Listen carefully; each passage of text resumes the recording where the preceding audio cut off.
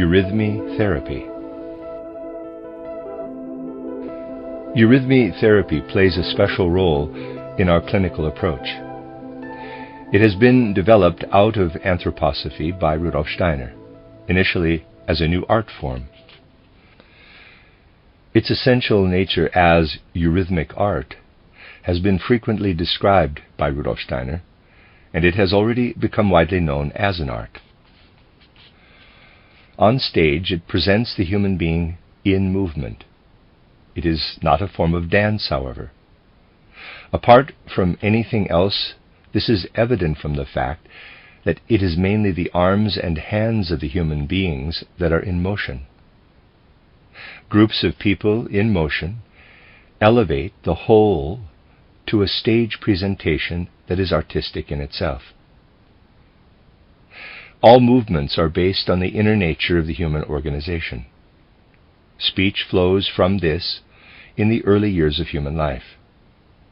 As speech sound wrests itself from the human constitution, so genuine insight into this constitution makes it possible to evolve movements from a single individual or a group of people that are genuine visible speech or visible song. These movements are no more arbitrary than the movements of speech. Just as we cannot pronounce an O in a word when there should be an E, so an E or a C sharp can only be presented by one distinct gesture in eurythmy. Eurythmy is thus a genuine revelation of human nature that does not evolve from it unconsciously, the way speech or song may do, but can be consciously developed out of genuine insight into the nature of the human being. In performances, you see individuals or groups of people in movement on the stage. The text, now translated into visible speech, is recited at the same time. You hear the content of the text, and at the same time see it before your eyes. Or a musical item may be presented that reappears as visible song in movement and gestures. Eurythmy presents as sculpture in motion a considerable extension to the sphere of the arts. The discoveries thus made in form of an art can be developed in two directions. One is education. At the Waldorf School in Stuttgart, which was founded by Emil Molt and is guided by Rudolf Steiner, educational eurythmy is part of the curriculum for all classes, as well as physical training. The point is that the usual physical training only develops the dynamics and statics of the physical body. In eurythmy, the whole human being flows into the movement in body, soul, and spirit. The developing young person is able to feel this, and will find these eurythmic exercises as natural as an expression of human nature as he would learning to speak in earlier years.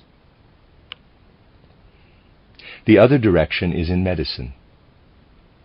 If the movements and gestures of eurythmy as an art, and as used in education, are modified so that they flow from the diseased nature of the human being, just as the others do from a healthy nature, we have eurythmy therapy.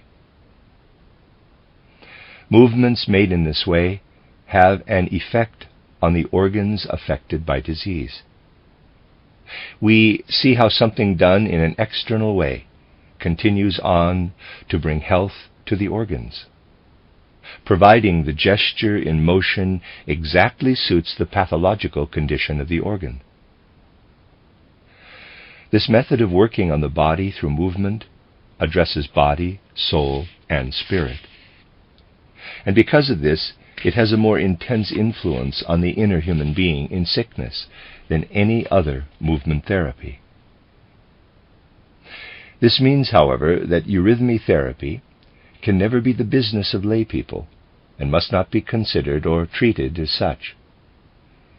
A eurythmy therapist needs to be well trained in understanding the human organization and can only work in collaboration with a physician.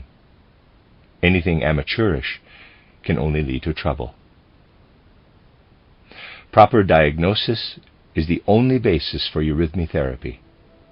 The actual results seen with eurythmy therapy are such that it may indeed be called a blessing in the context of the clinical approach presented in these pages.